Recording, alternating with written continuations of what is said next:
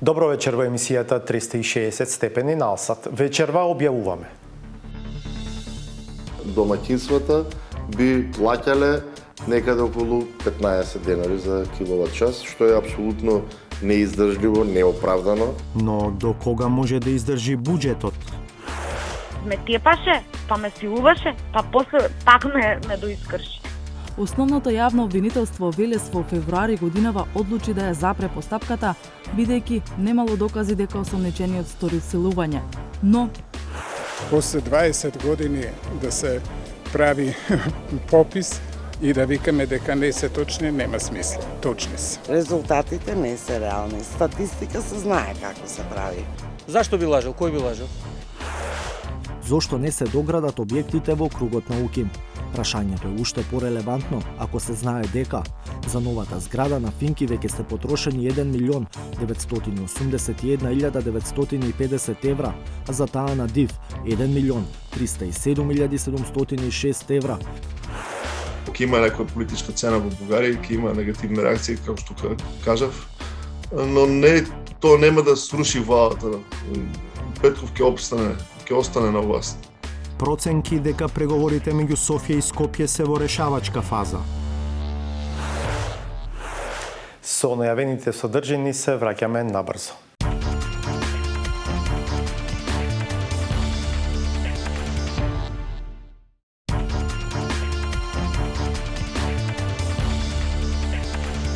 Гледате 360 степени. Потрагите на тврдењата на владата дека се субвенционираат дури 80% од сметките за струја за домакинствата, се обидовме да влеземе подетално во цифрите и да побараме одговор. До кога буџетот може да го издржи ова? Петар Клинчарски. На крајот на минатото лето само се навести, но како изминуваше есента стана јасно дека Европа се соочува со недостаток на ефтини енергенси. Цената на електричната енергија се зголеми неколкукратно, а Северна Македонија е дел од Европа. Сакам да ве информирам дека владата на денешната седница донесе одлука за прогласување на кризна состојба во снабдувањето со електрична енергија во траење од 30 дена. Не помина долго за да се заклучи дека еден месец не е доволен.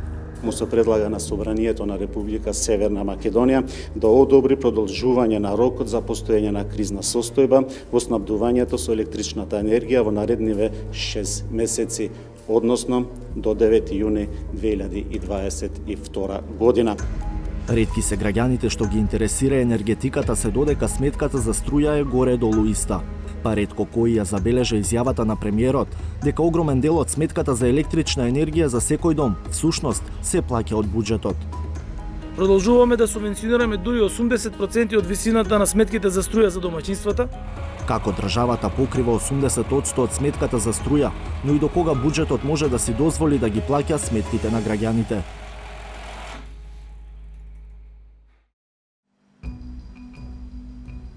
До крајот на минатата година, цената на високата тарифа на електрична енергија за домаќинствата изнесуваше 6,69 денари за 1 киловат час. По стартот на енергетската криза, таа поскапе само еднаш пред нова година и тоа на 7,32 денари за 1 киловат час или за околу 9,5%. Во истиот временски период, цената на електричната енергија на слободниот пазар порасна неколкукратно. Например, просечната месечна цена за 1 мегават час на слободниот пазар во Грција лани во февруари била 50,37 евра, а во февруари годинава таа цена изнесувала 211,73 евра за 1 мегават час. Според пресметките на Регулаторната комисија за енергетика, ако земјава се водеше по моделот за снабдување со електрична енергија на домаќинствата како пред кризата, сметките ќе беа повисоки за речиси 3 пати. Сега ако просечната цена за домаќинствата е 5,4 денари, во тој случај домаќинствата би плаќале некаде околу 15 денари за киловат час, што е апсолутно неиздржливо, неоправдано. Домаќинство ако плаќало 2000 денари, да му кажете да почне да плаќа 5000 денари, и како е проблем. Па како беше можно струјата на слободниот пазар за една година да поскапи за 400%, а на сметка само 9,5%? Бислимовски прво ни објасни каде одат парите од секоја сметка за електрична енергија за домаќинствата. Најмногу 43,25% завршуваат кај електрани на Северна Македонија, најголем производител, а во моментов и увозник на електрична енергија за потребите на домакинствата. Тоа е цената само за струјата. Потоа, 40,65% од сметката одат на услугите потребни за произведената или купената електрична енергија да се пренесе и дистрибуира до домакинствата. Третиот најголем трошок, кој е 10,32%, отпаѓа на маржата за универзалниот снабдувач, која е утврдена на тендер за период од 5 години. Каде одат парите од сметката за струја е важно, бидејќи сите домакинства во земјава купуваат електрична енергија од Ева на Македонија, така наречен универзален снабдувач. Најголемиот производител на електрична енергија, во случајот електрани на Северна Македонија, е должен да покрие 60% од потребите на универзалниот снабдувач. Остатокот, во нормални околности, се купува од слободниот пазар и во мал процент од повластените производители, како малите хидроцентрали. Со поскапувањето на струјата на слободниот пазар, електрани на Северна Македонија, скратено ЕСАМА, презе доврска да обезбеди 100% од струјата за универзалниот снабдувач. Или ЕСАМА сега обезбедува 100% од струјата за домакинствата, а за да има ниска сметка за струја за домакинствата, ЕСАМА ја продава струјата на Ева на речиси по стара цена, иако ја набавува или произведува неколкукратно поскапо. ЕСАМА купува струја од Неготино за 200 евра да речеме, а ја продава за 41 евра. Значи таа разлика апсолутно ја покрива владата, бидејќи владата дава пари и за набавка на мазут, кој што е потребен за производство на електрична енергија во ТЕЦ Неготино. Исто така, дополнително ЕСАМА превзема обврска да откупува електрична енергија во февруари, во март и последните 10 дена од јануари од ТЕТО. Значи, сето тоа се дополнителни трошоци и обврски на ЕСАМА, само со една цел да одржи стабилна цена за домаќинствата. Ако немало интервенција од државата, проценката на регулаторната комисија е дека само врз основа на ова, вкупниот трошок кој би паднал на товар на граѓаните е околу 260 милиони евра. Уште дополнителни 210 милиони евра пак би чинала втората најголема ставка во сметката, преносот и дистрибуцијата, која ги опфаќа и загубите на МЕПСО и електродистрибуција и други трошоци. Или потенцијалниот екстра трошок, ако се останеше по старо, ќе беше околу 470 милиони евра. Од двете опции, директно да се субвенционираат граѓаните или да се субвенционираат електрани на Северна Македонија, државата го одбра вториот модел. Мене ако ме прашате, јас не верувам дека било која влада и во наредниот период може да го издржува овој удар, да дава околу пола милиарда евра на годишно ниво за одржување на ценовна стабилност, бидејќи сите останати проекти во што ги има и државата и капитални инвестиции ќе бидат на сериозен удар. Така да во наредниот период треба да се наоѓаат соодветни начини. Најдобар начин за тоа да се реши е максимално ЕСМ да го зголеми своето домашно производство. За сега, кризата која потенцијално можеше да ги чини граѓаните 470 милиони евра, владата ја плати со 170 милиони евра, со кои ЕСАМ ги активираше и ТЕЦ Неготино и РЕК Осломеј, купувајќи мазут и јаглен за нив, а го набавуваше и делот од струја што фалеше. Од ноември до денес, од државниот буџет, на сметката на ЕСАМ се префрлени нешто над 10 милиарди денари или околу 171 милион евра.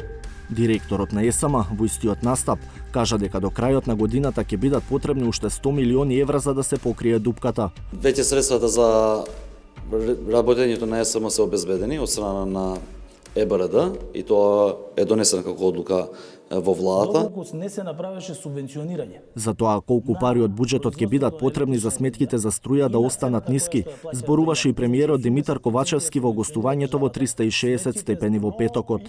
Тој се држаше до бројките кои ги соопштија директорот на ЕСАМ и министерот за економија, 170 милиони евра потрошени досега и уште 100 милиони за до крајот на годината. А загубите во дистрибуција, и загубите на МЕПСО исто така МЕПСО? влегуваат. И загубите не само загубите на МЕПСО. Загубите се кај дистрибутерот на малите потрошувачи, на резиденцијалните потрошувачи и на компаниите. Во 170 милиони влегува и загубите. И загубата влегува, точно. Значи, сето тоа овозможи да немаме ценовен шок за граѓаните. Премиерот тврди дека сите овие трошоци веќе биле планирани и дека нема да го зголемат планираниот буџетски дефицит. Сепак владата не може вака на долг рок, говорат две најавени мерки. Едната е дека на домаќинствата ќе им се дозволи да произведуваат електрична енергија од фотоволтаици до 6 киловати, наместо до сегашните 4. Кај компаниите, границата се крева од 20 на 40 киловати, но со услов да извадат и лиценца. Во исто време, ќе се воведат 3 тарифи за електрична енергија за домаќинствата. Оние што трошат просечно да плаќаат и малку поевтино, но тие што трошат над просекот да плаќаат повеќе. При тоа, особено ќе водиме сметка за домаќинства кои што не по своја вина, во Скопје да речеме имаме организиран систем за дистрибуција на топлинска енергија и тамо нема да биде толку голем ударот. Но во другите градови, во делови од Скопје, во згради каде што живеат домаќинствата, и во куќи користат електрична енергија за грејење. Вие на некој во Велес, во Битол или во Прилеп не можете да му кажете во згради што живеат, ај грејте се на нешто друго. Струјата им е единствена опција и ќе водиме сметка за вториот блок и тоа да не предизвика било каков сериозен ценовен шок врз овие категории на домаќинства. Додека се бара најдобриот начин за функционирање на блок тарифите, регулаторот дошол до фрапантен податок. 17 домаќинства трошеле 10% од вкупните потреби на сите домаќинства во земјава. Или, ако годишно се потребни 3 милиарди киловат часа, тие 17 домаќинства користеле 330 милиони за една година. За таквите и слични случаи, цената ќе биде драстично повисока со цел да бидат принудени да инвестираат во фотоволтаици.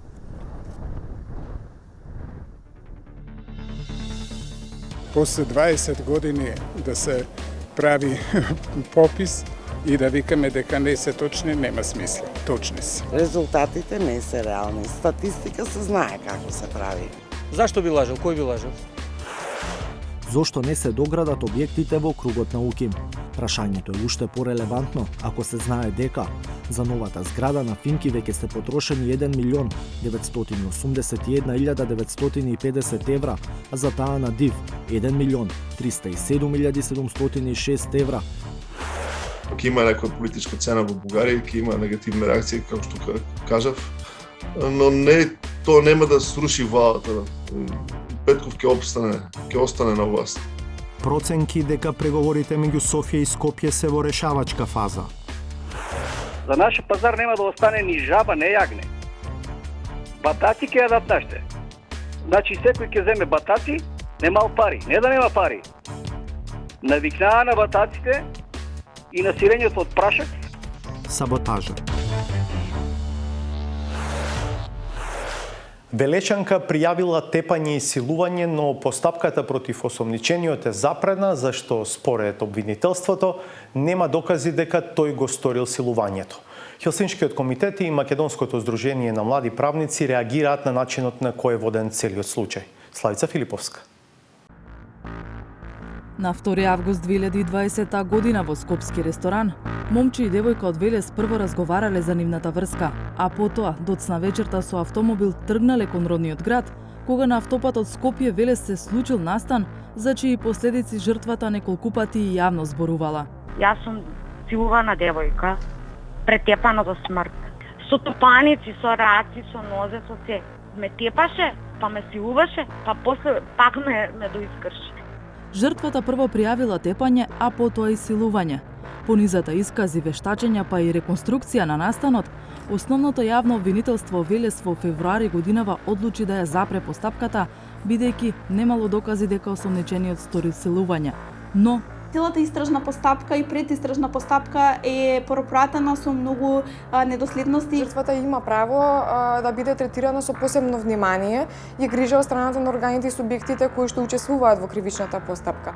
Вишото јавно обвинителство веќе ја одреди судбината на предметот. Хелсиншкиот комитет и Македонското здружение на млади правници се дел од невладините кои направија реконструкција, ама на постапувањето на органите на прогонот во овој случај. Имаат серија аргументи зошто предметот треба да се врати на повторно одлучување. Еден од нив е дека Моника од Велес за силувањето давала исказ пред полицаец од машки пол. Исказот не бил ниту видео, ниту тонски снимен.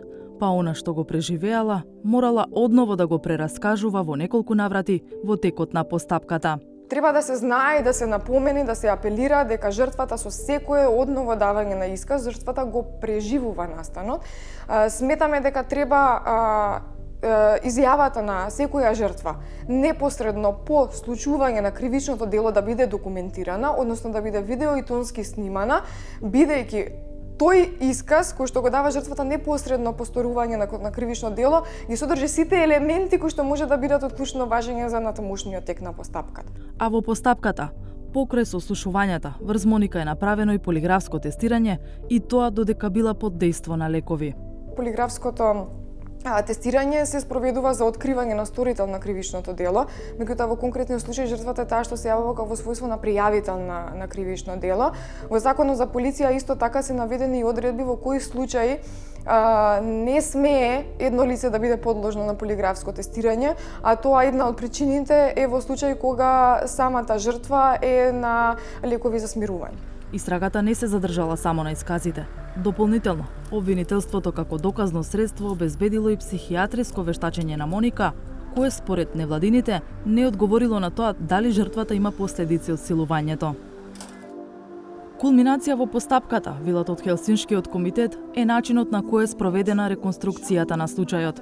Жртвата била присутна заедно со обвинетиот за време на реконструкцијата кој што ја извршувале актери од Драмски театар.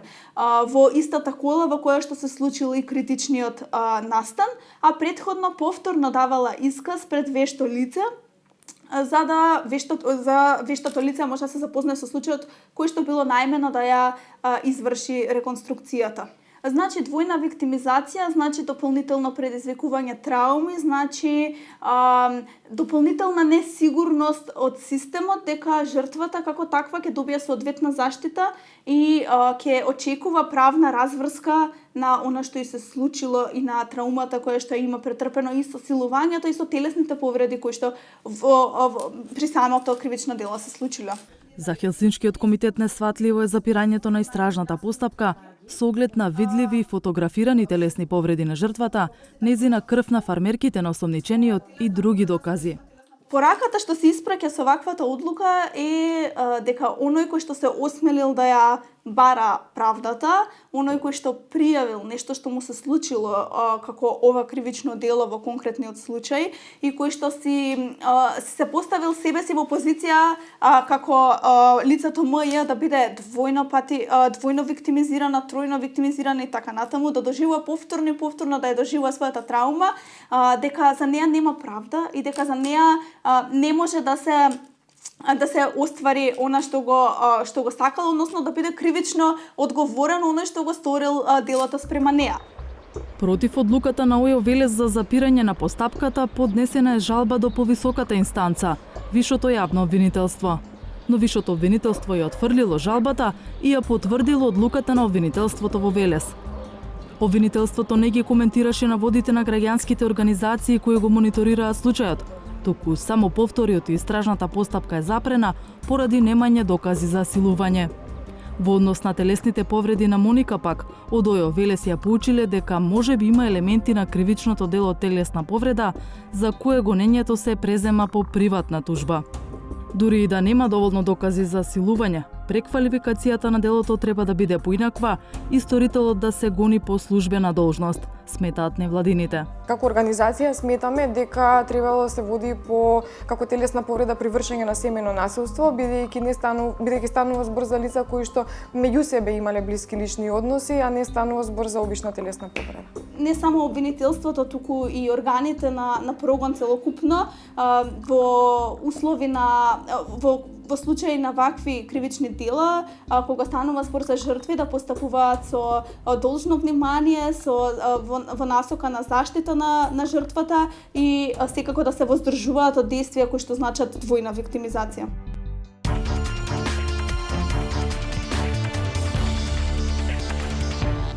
Продолжуваме. Во рубриката Микрофонот е ваш, нашите соговорници зборуваат за тоа дали резултатите од пописот се реални, чија е вината што 132.000 граѓани во земјава се попишани административно, а не лично. Што е поважно? Етничките проценти или колкумина се иселиле? Зошто само Скопје и околните општини бележат раст на населението?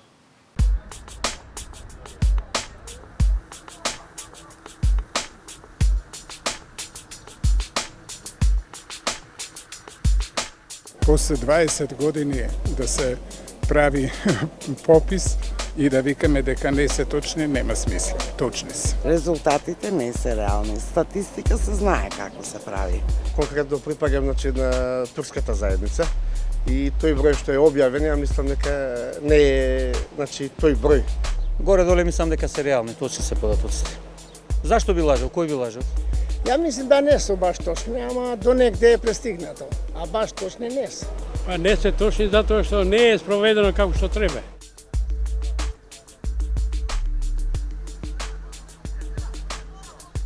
Тоа административно попишување, ја мислам не уопште не треба ни да се признава.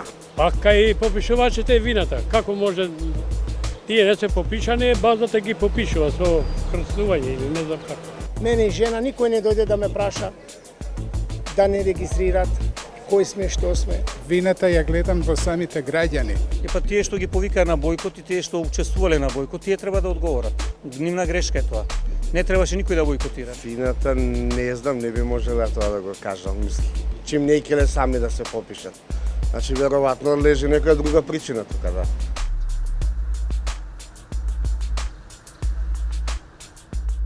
Поважно е не колку со албанци, колку со македонци, него поважно е народ да има колку, што и како. А што се оселени не е важно, пошто они више се оселени, нема да се враќаат. Колку сме иселени е поважно, затоа што жалосно е државата се повеќе се смалува, младите си одат. Побитно е тоа колку се иселени. Значи, тоа општо кажува за самата слика во нашата држава.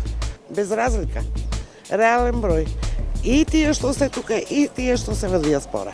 Најбитна работа е и најтрагична што се иселуваат младите и што остануваме без население или со старо население, а националниот состав веќе треба да биде помината работа. Попис во Европа се прави за да се знае за развој на државата.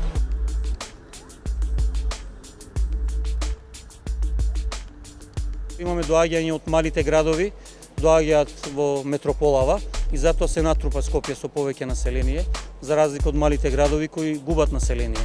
Тоа е главната причина и тоа и статистиката ми се чини го утврди тоа така. Поради условите за живење и општо условите, младите сакаат да имаат подобри услови за живот, не само за работа. Затоа што во Скопје купуваат од селата доаѓаат многу и мигрират младите си одат. Нема работа и сите ја гледат екзистенцијата, значи парчето за лет, значи тука во Скопје као најголем град, нели? Секој човек гледа кај е подобро, кај е што поубаво да живи, свак, без разлика кој и како. А Скопје веќе е големо село.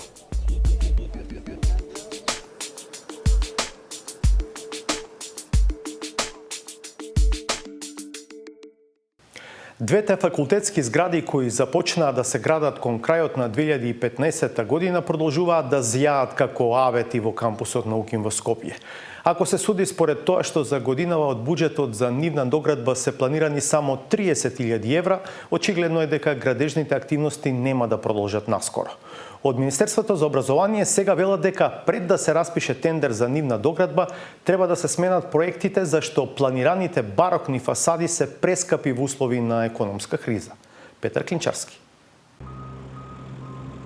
На оваа табла може да се види како треба да изгледаат новите згради на Факултетот за информатички технологии и Факултетот за физичко образование во кампусот на УКИМ.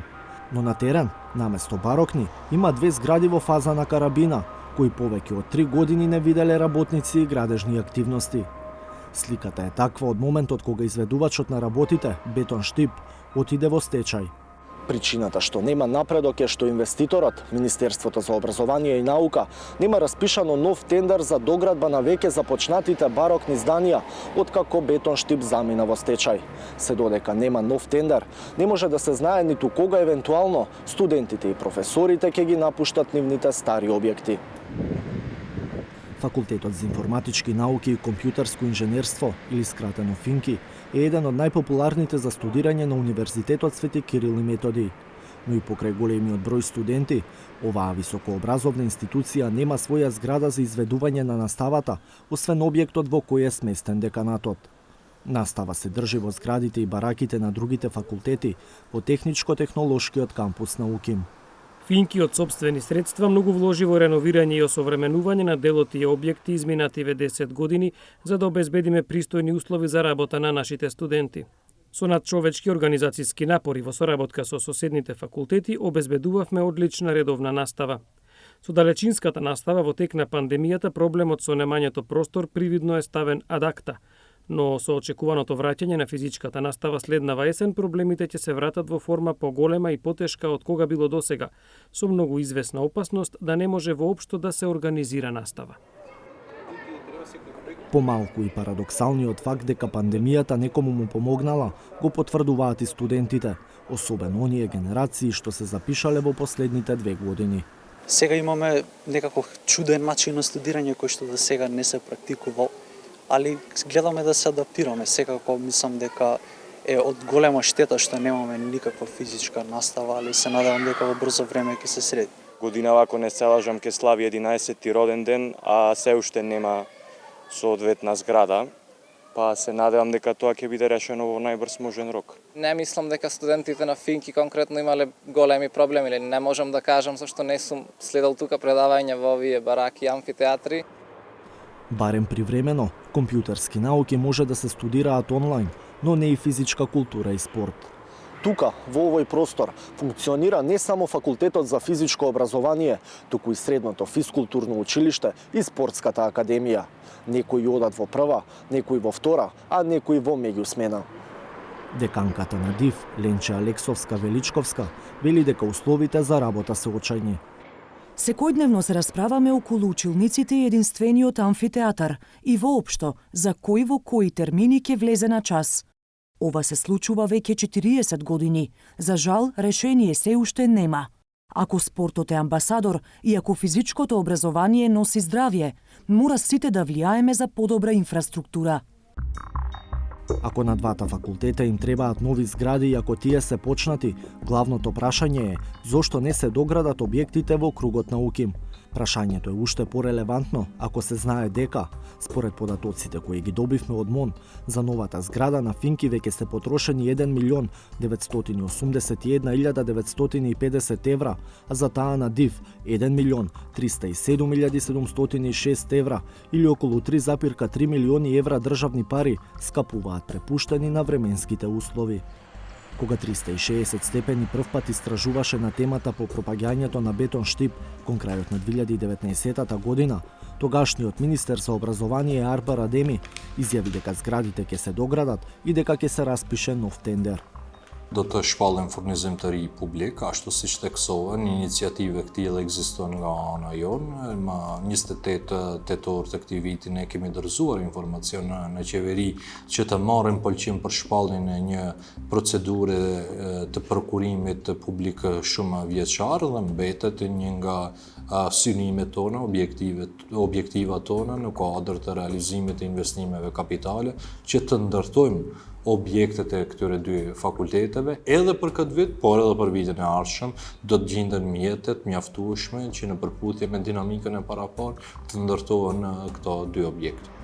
Во јули 2021 година, откако не се распиша нов тендер за доградба, повторно се обративме до надлежното министерство. Одговорија дека не распишале тендер бидејќи прво морало да направат анализа што точно треба да се догради. По направениот пресек на изведени планирани работи ќе се утврди и временската динамика за завршување на објектите, пошто ќе се објави и повеќегодишна јавна набавка за која во буџетот на МОН само за 2021 година предвидени се 20 милиони денари. За потребите на оваа сторија или 8 месеци по последниот став од образование, повторно се обративме до МОН со истото прашање. До каде е тендерот? Ни одговорија дека анализата за тоа што е изградено е готова, но сега сакаат да го менуваат проектот.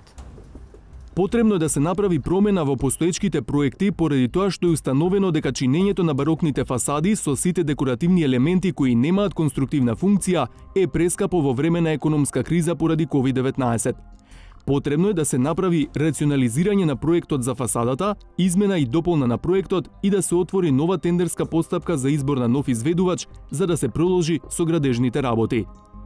Или, повеќе од 3 години откако запре изградбата на барокните згради за Финки и Див, владата нема јасен план како и кога ќе ги догради започнатите објекти.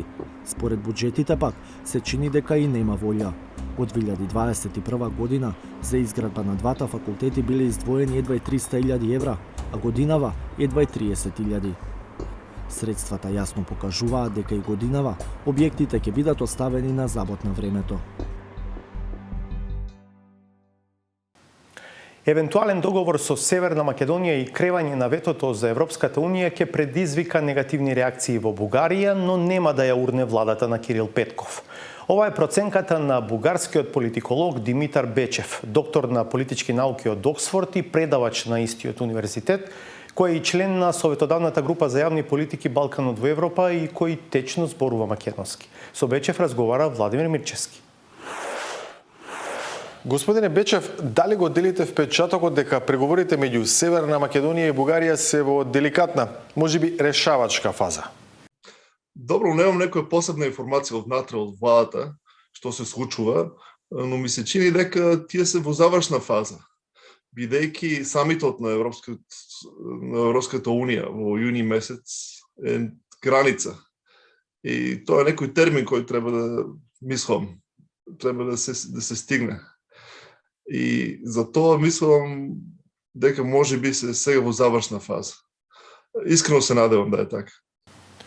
Од изјавите на премиерот Кирил Петков може да се препознае подготвеност за симнување на ветото за Северна Македонија. Ќе успее ли тој во тоа да ги убеди своите коалициски партнери, но и председателот Румен Радев? Мислам дека има само еден партнер кој е против тоа. Се работи за Бугарската социјалистичка партија. Што се однесува до другите, да кажеме коалицијата Демократска Бугарија, која е дел од владата, тие се убедени. Нема потреба таму да ги лобира. И сега во прашање може би партијата на Слави Трифонов, но јас очекувам дека тие ќе направат некој линкич, некоја врска со други прашања кои се на агендата на владата. Сега ќе се бира гувернер на Централната банка, да кажем. И сигурно ќе има некои такви сделки, да речеме. Но како ќе биде со БСП, немам представа, немам појма. Сепак треба да имаме предвид дека БСП ќе изгуби на нови избори. Нема енергија, нема средства, нема пари, нема поддршка. Така што мислам дека тие сакат повеќе да останат во владата. И може би нема да има некоја негативна реакција, нема да се распадне коалицијата заради Македонија. Тоа е моето очекување. Која тема или теми според вас се најважни за бугарската страна за да има договор со Северна Македонија? Тука е веќе деликатната фаза и немаме информација однатре од кујната на преговорите. Сигурно треба да се напредува економската соработка, но тоа не е контроверзна тема. Мислам дека тие ќе очекуваат некои отстапки од страна на Ковачевски во смисол на ревизија на уставот или барем почеток на таков процес, што не е едноставно, поради многу причини има за тоа. Но дури некој символички акт, символички чин, дека има воля, политичка воля во Македонија се покрај тој процес, може би ќе биде добро. Судејќи од изјавите на Петков. Но пак тук тоа се шпекулации. Не знам во суштина што се случува и како размислуваат.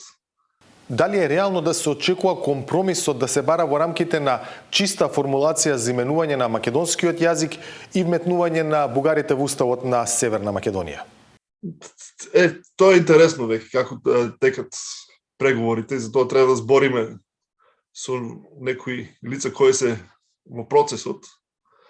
Предпоставам дека прашањето за јазикот ќе биде некој компромис, како што беше 99 година. Бугарија ќе го симне ветото можеби, но ќе се прифати формулата дека и на европско ниво барем Бугарија ќе продолжи да користи таа формула за уставен јазик. Но тоа не е едноставна работа. Треба да биде дел од пакет од остапки од двете страни. И тука да е неопходна многу дипломатичка вештина и од двете страни. Но не знаеме како се одвиват преговорите. Но претпоставувам дека и прашањето за јазикот ќе биде дел од можниот компромис кој ќе се најде. Вие што мислите за наводите на Кирил Петков и неговите соработници дека руска агентура работела против добри односи меѓу Софија и Скопје? Па сигурно држи вода. Тие мрежи не се од вчера. Секогаш делували не само по темата за Македонија и односно за македонско-бугарските односи. По многу други теми се гледаме дебатата за даване оружје на Украина. Но тоа не е 100% причината зашто Бугарија го стави ветото. Има политички причини и не се само тие криви руските агенти.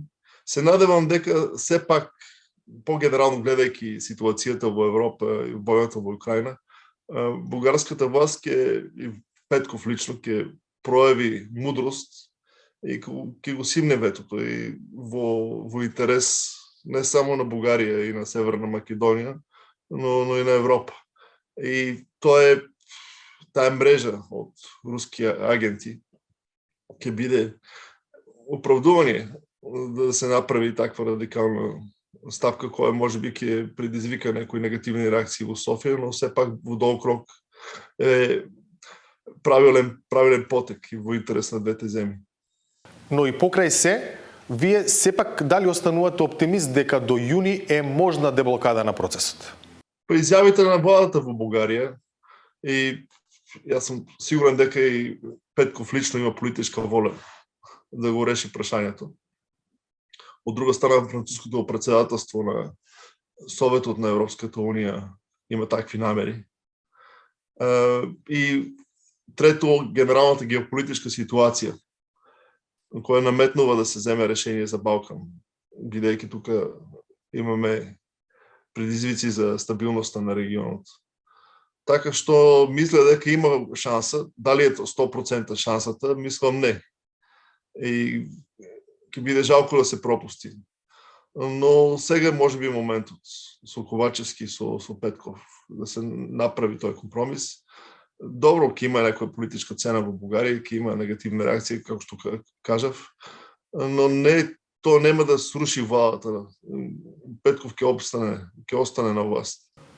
Ви благодарам. Вака мисли Бечев. Ќе одиме на уште едни реклами, па ќе видиме што подготвил Сречко Поповски за вечерва во новата саботажа.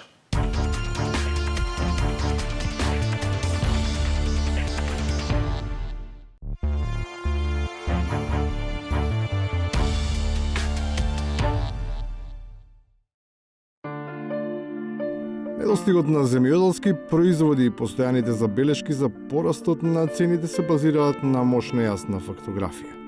Иако многумина одбиваат да признаат, вистината е немилосрдна и тоа само затоа што никој не сака да биде прв во село. В село, знаеш какви ниви се напустили. Све овде се збрасе рајко кој ти банетеле. За леп ке трпи сал да ја у град овде. Урбаниот живот ги менува и навиките. Здравата исхрана ја изгуби својата битка со битуменот, оти поважно е да се гази асфалт, отколку да се јаде автентично и органски. И не е до парите, туку до модата. За нашиот пазар нема да остане ни жаба, не јагне. Батати ќе јадат нашите. Значи секој ќе земе батати, немал пари. Не да нема пари. Навикнаа на бататите и на сирењето од прашак. Но ниту на оние од градот не им е лесно. Особено кога нивниот е помал, па начинот на животот им го диктира некој од метрополата. А тие се познати како немарни и тотално незаинтересирани за внатрешност. Хоризонталната сигнализација што ја бележат скопјани, бележат со еден пајак и со еден селотек, бележат и пешешките превили последна недела, ништо не се гледа, пошто пат бележава 5 пешешки од немајка.